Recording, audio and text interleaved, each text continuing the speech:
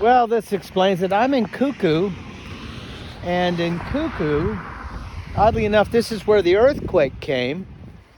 There's some roadside markers here. What do we have here? Oh, here we go. Captain Jack Jouett Jr., 1754 to 1822, began his perilous ride on horseback near this point, Cuckoo Tavern, to Monticello between midnight and dawn on June 4th of 1781, which saved Governor Thomas Jefferson and the Virginia General Assembly in session at Charlottesville from capture by the British under Lieutenant Colonel Banastre Tarleton, thus protecting the author of the Declaration of Independence, as well as contributing to the liberty of his country. May his memory live forever in the hearts of his countrymen. This boulder from the land of Cuckoo was placed first in 1926 by the people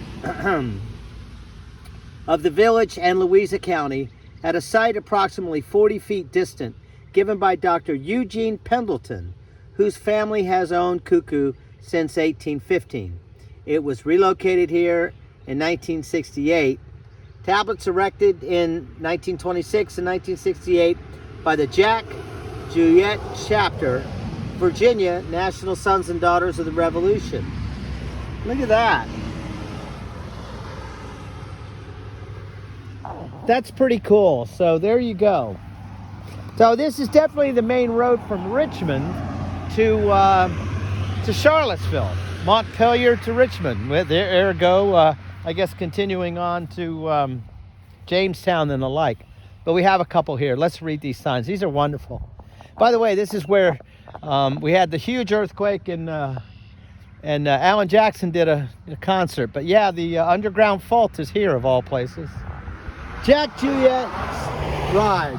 From the tavern that stood here, Jack Jouett rode to Charlottesville by the old mountain road in time to warn the members of the Virginia government of the coming of Tarleton's British cavalry, June 3rd of 1781. This went up in 1963. And of course, now here we have this on Cuckoo itself. Cuckoo, a long landmark for travelers, was built for Henry Pendleton about 1819. Nearby once stood the Cuckoo Tavern, from which in 1781 Jack Jouett made his famous ride. The Pendletons, a prominent family of physicians whose descendants still own the house, constructed two doctors' offices at Cuckoo that still stand. One was built in the 18th century and the other in the 19th.